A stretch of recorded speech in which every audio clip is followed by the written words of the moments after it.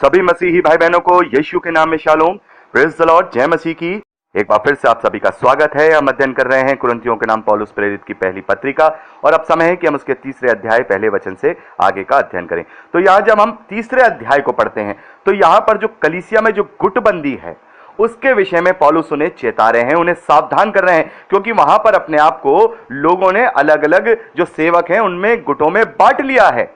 कोई अपने आप को अपोलोस का कह रहा है, कोई अपने आप को पौलुस का कह रहा है, कोई अपने आप को कैफा का कह रहा है, कोई अपने आप को किसी और चेले का कह रहा है, लेकिन वहां पर कोई अपने आप को मसीह का नहीं कह रहा है। यानी कि उनमें आपस में झगड़े ढा और आपस में विवाद पाए जा रहे हैं। तो पौलुस वहां पर उनसे कह रहे हैं कि तुम आपस में इस प्रकार से गुटबंदी मत करो। कोई सेवक बड़ा नहीं है, सारे के सारे सेवक एक हैं। इसके विषय में अभी हम अध्ययन करेंगे। पहले हम पहले वचन से लेकर के तीसरे वचन तक पढ़ते हैं, जहां पर पौलुस उन्हें संबोधित करते हैं।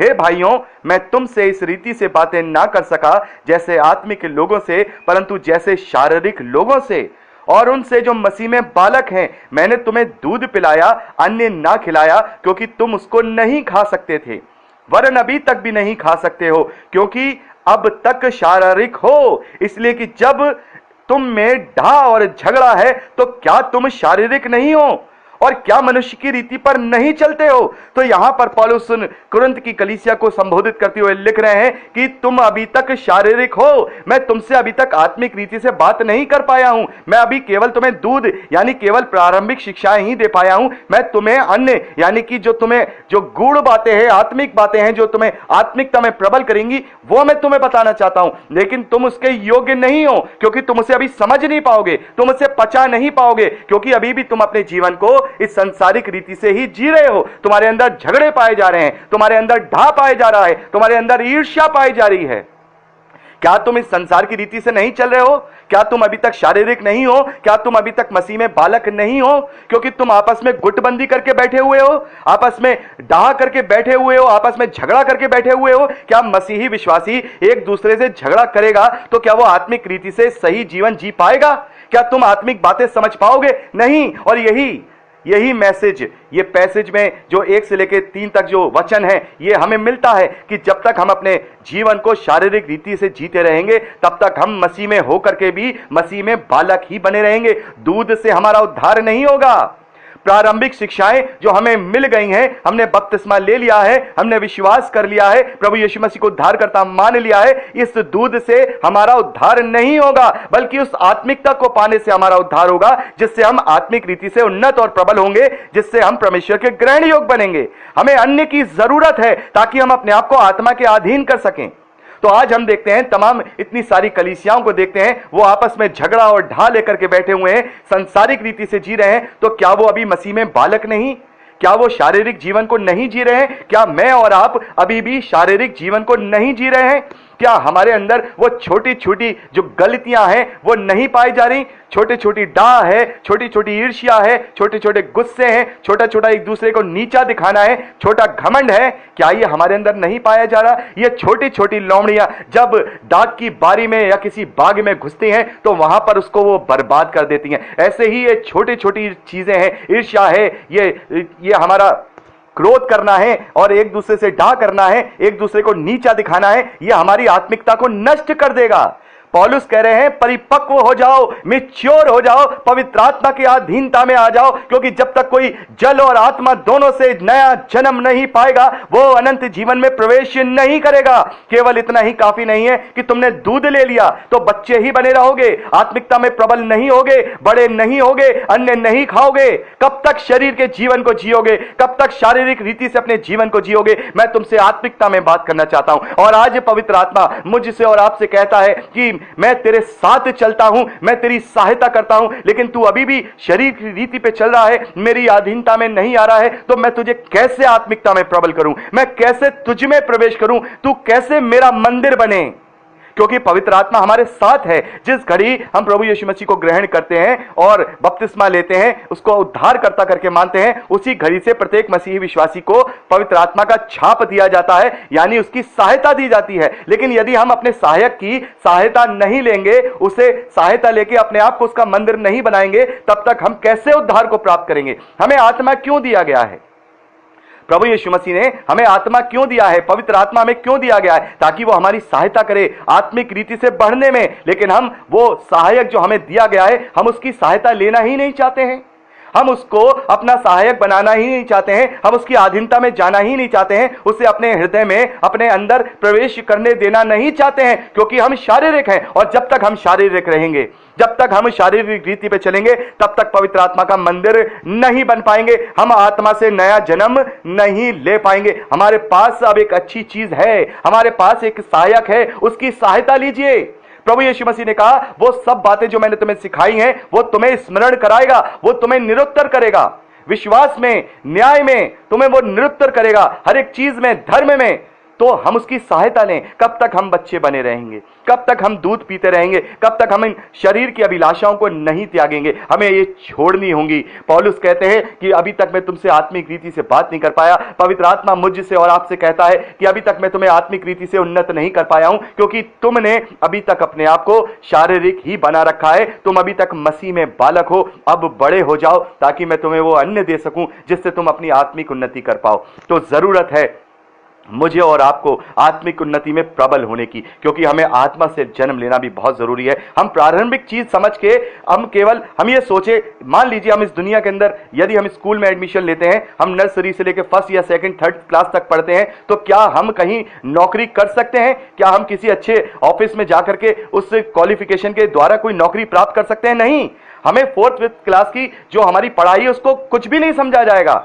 हमें कुछ भी वहां केवल मजदूरी या केवल नीचे तबके का ही काम दिया जाएगा। हमें कोई अधिकारी का काम नहीं दिया जाएगा। उसके लिए हमें डिग्री प्राप्त करनी होती है, उसके लिए हमें स्पेशल कोई कोर्स करना होता है, तब हम उस कुर्सी को, उस अधिकारी को बनने की चीज को प्राप्त कर पाते हैं। तो क्या हम उस अनंत जीवन को जो हम लेने जा रहे हैं, जिसे हम उसका अधिकारी समझ रहे हैं, तो क्या हम ये केवल प्रारंभिक शिक्षाएं जो दूध की हैं उनके द्वारा प्राप्त कर लेंगे? नहीं, हमें पूरी आत्मिकता में अपने आप को आत्मा के अधीन करना है, क्योंकि हमें ये, जब तक हम ये शरीर की स्थिति में रहेंगे, जब तक हम बालक बने रहेंगे, अपने आप को, मुझे और आपको बढ़ाना है।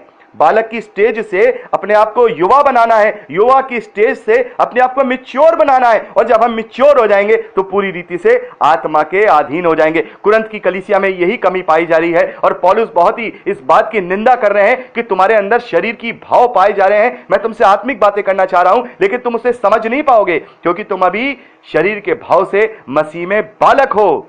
तुम्हें ईर्ष्या पाई जा रही है, तुम्हें ढा पाई जा रही है, तुम आपस में अलग अलग सेवकों के गुट में बदल गए हो। सेवक तो केवल सेवकाई कर रहा है, परमेश्वर का प्रचार कर रहा है, लेकिन तुम उसके नाम को लेके ही क्या हो गए हो? अलग हो गए हो, एक गुट बना लिया है। और ऐसे ही हम देख रहे हैं अलग अलग सेवक जो काम कर रहे हैं, सेवक तो अपना काम कर रहे हैं, लेकिन उनको उनके उनसे जो सीख रहे हैं, उनके जो मानने वाले, उनके लिए आपस में लड़ रहे हैं। ये क्या है? क्या कोई सेवक हमारे लिए क्रूस पर चढ़ गया? पौलुस कहते हैं, क्या पौलुस तुम्हारे लिए क्रूस पर चढ़ गया? क्या पौलुस के नाम से तुमने बपतिस्मा लिया है? नहीं, प्रभु यीशु मसीह के नाम से लिया है। प्रभु यीशु मसीह हमारे लिए बपतिस्मा, हमारे लिए बलिदान चढ़ गया।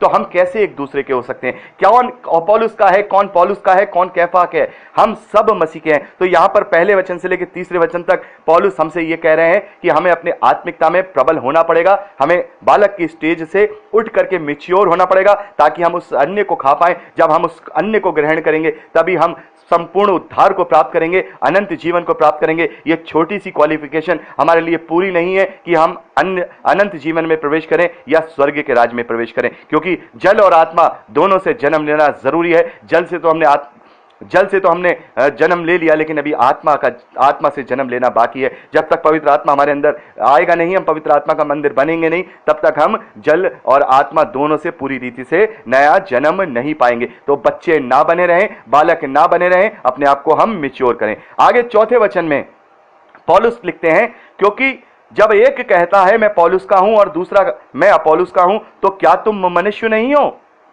अपोलोस क्या है और पौलुस क्या है? केवल सेवक जिनके द्वारा तुमने विश्वास किया। जैसा हर एक को प्रभु ने दिया, मैंने लगाया, अपोलोस ने सींचा, परंतु परमेश्वर ने बढ़ाया। इसलिए ना तो लगाने वाला कुछ है, ना ही सींचने वाला, परंतु परमेश्वर ही सब कुछ है। और बढ़ाने वाला, लगाने वाला और सींचने वाला दोनों एक हैं, परंतु हर एक व्यक्ति अपने ही परिश्रम के अनुसार अपनी ही मजदूरी पाएगा, क्योंकि हम परमेश्वर के सहकर्मी हैं। तुम परमेश्वर की खेती और परमेश्वर की रचना हो। पौलुस यहां पर कह रहे हैं कि कोई भी सेवक, कोई भी प्रभु का दास अपने आप को यह ना समझे कि उसने ये सब कुछ किया है। नहीं, बढ़ाने वाला, सींचने वाला सब कुछ परमेश्वर है। एक बीज देता है, एक खाद देता है, लेकिन उन सब की जो व्यवस्था करता है वो परमेश्वर करता है। तो जो हम अपनी कलीसिया बना रहे हैं वो कलीसिया हमारी नहीं है, हम परमेश्वर के सेवक हैं, हम परमेश्वर के लिए कलीसिया बना रहे हैं। लेकिन लोग क्या करते हैं, आज जो प्रचारक लोग क्या करते हैं, अपनी कलीसिया का निर्माण करना चाहते हैं।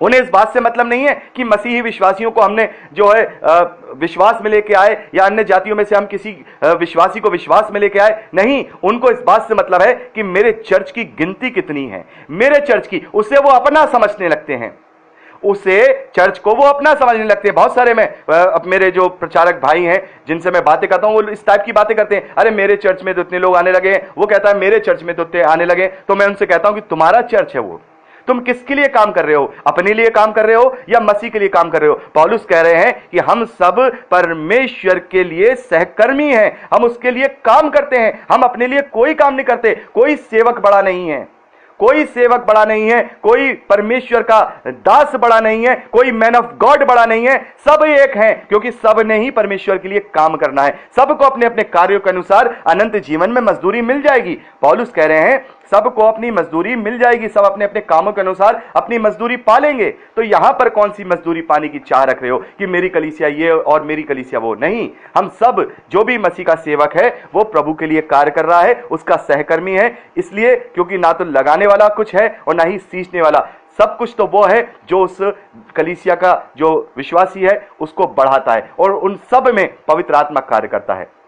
मैं कितना भी किसी को सिखाता रहूं, किसी को समझाता रहूं, लेकिन जब तक वो पवित्र आत्मा को नहीं ग्रहण करेगा, जब तक वो पवित्र आत्मा की जो सहायता है नहीं लेगा, वो समझ नहीं पाएगा। जैसे हमने पढ़ा दूसरे अध्याय में कि जो भेद है वो जब तक भेद बना रहेगा, जब तक हम आत्मा की रीति से उसे ना समझेंगे। यानी मैं किसी को भी समझाता रहूं कि भाई प्रभु यीशु मसीह पर विश्वास करो, प्रभु हमारा उद्धार करता है, लेकिन वो नहीं समझेगा जब तक वो आत्मिक रीति से उसको नहीं समझेगा। आत्मा की रीति से, उसकी सहायता से अगर वो अपने विश्वास में उसको नहीं समझेगा, जब तक मेरे समझाने से वो नहीं समझेगा, तो इसका मतलब मेरा कोई कार्य नहीं है, ये सब परमेश्वर का कार्य है। आत्मा के द्वारा ही हमें विश्वास मिलता है और आत्मा के द्वारा ही हम उन सारी भेद की बातों को समझ जाते हैं जो परमेश्वर की ओर से हमारे लिए ज्ञान ठहरा है। जब तक हम आत्मा को नहीं चाहते हैं, सच्चाई से परमेश्वर को खोजते नहीं हैं, तब तक वो आत्मा कार्य नहीं करता है, और हम अपने आप को, मन को, अपनी आंखों को मोटा करके उसको मूर्खता समझते हैं और पृथ्वी के ज्ञान को ही बड़ा समझते हैं। तो यहां पर पौलुस कह रहे हैं कि कोई भी सेवक बड़ा नहीं है, और ना ही कोई पौलुस का है, ना ही कोई अपोलुस का है, ना ही कोई सीएनआई है, ना ही कोई मेथोडिस्ट है, ना ही कोई पेंटाकोस्टल है, ना ही कोई रोमन कैथलिक है, ना ही कोई और लूथरियन है, ना ही कोई और कल्ट जो आजकल बहुत सारे नए आ गए, वो है। मसीही विश्वासी मसीह है, हम किसी के नहीं हैं, हम किसी भी चर्च को बिलोंग नहीं करते हैं, हम केवल परमेश्वर को बिलोंग करते हैं, प्रभु यीशु मसीह को बिलोंग करते हैं। और यही बात पौलुस ने बहुत अच्छी तरह से यहां पर समझाई है कि कोई किसी का नहीं है, क्योंकि अभी अगर तुम इस तरीके से सोचोगे, तुम्हारे अंदर ऐसे गुटबाजी पाई जाएगी, तो तुम अभी मसीह में बालक हो। मैं तुम्हें कैसे अन्य खिलाऊं, मैं तुमसे कैसे आत्मिक बातें करूं। तो आज हम देखते हैं बड़ी बड़ी चर्चेज में, बड़ी बड़ी कलीसियाओं में लोग नाम के मसीह रह गए हैं, वो अभी मसीह में बालक हैं, वो दूध भी नहीं पी रहे हैं, बालक भी है और दूध भी नहीं पी रहे हैं। वो अन्य को खाना तो क्या चाहेंगे, वो बड़ा होना ही नहीं चाह रहे हैं, वो आत्मिकता को अपने अंदर लेना ही नहीं चाह रहे हैं। वो इस बात से खुश हैं कि नहीं, हम ईसाई परिवार में पैदा हुए, ठीक है, अब हम सारी चीजें करते तो हैं, कलीसिया की जो चीजें हैं, जो बातें हैं वो हम करते हैं, अब हमें किसी और चीज को करने की क्या जरूरत है, क्योंकि वो सच्चाई से अनजान है, क्योंकि अभी वो मसीह में बालक है। और हम देखते हैं बड़ी बड़ी कलीसियाओं में आपस में बहुत झगड़े, लड़ाई, ईर्ष्या, ढा, ये सारी चीजें हैं। तो मुझे और आपको इनसे बचना होगा, अपने जीवन को शारीरिक रीति से उठा करके आत्मिक रीति पे लाना होगा, तभी हम उद्धार को और अनंत जीवन को पा पाएंगे। तो यहां पर हमने 9वें वचन तक अध्ययन किया और अगली रिकॉर्डिंग में हम 10वें वचन से आगे का अध्ययन करेंगे। प्रभु आपको आशीष दे। Praise the Lord.